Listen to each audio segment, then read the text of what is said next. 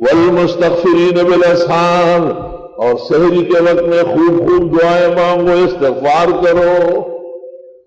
وقت سحر وقت مناجات ہے، او خیز درا وقت کی برکات ہے۔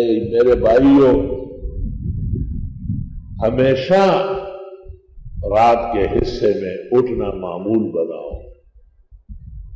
تنخواہ چھوڑو، دکان ختم کرو، تجارت ٹپ کر لو، زراعت کو لعنت بھیجو، لیکن وقت سحر میں غفلت کبھی نہ کرو، اس کو اپنی پونجی بناؤ۔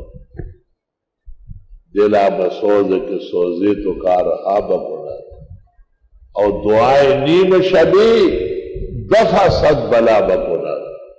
سینکڑوں مصائب و شدائد، آفات و آحات اللہ دور کرتا ہے۔ سحری کے وقت اٹھو، اعلانات ہوتے، حل من مستغفر اغفر اللہ، حل من مسترزق ارزق، حل من مبتلا فوافی۔ اعلان ہو رہے، کیا مانگ رہے ہو، کیا چاہیے؟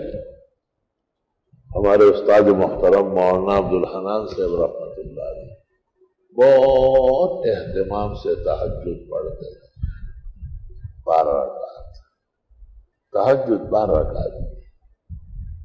فصلى ركعتين ثم ركعتين ثم ركعتين ثم ركعتين ثم ركعتين ثم ركعتين ثم اوتر۔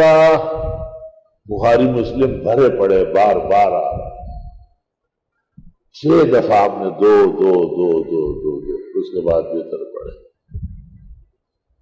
وقت تنگ ہے تو کم بھی پڑھ سکتے ہیں، لیکن شرح شفا میں امام اعظم سے منقول ہے کہ تہجد کی رکعات 12، اور وہ جو 8 رکعت ہے وہ قیام اللیل ہے،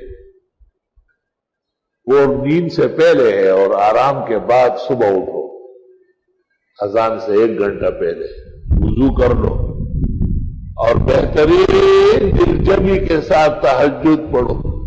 سبحان اللہ، اللہ ہمیشہ نصیب فرمائے۔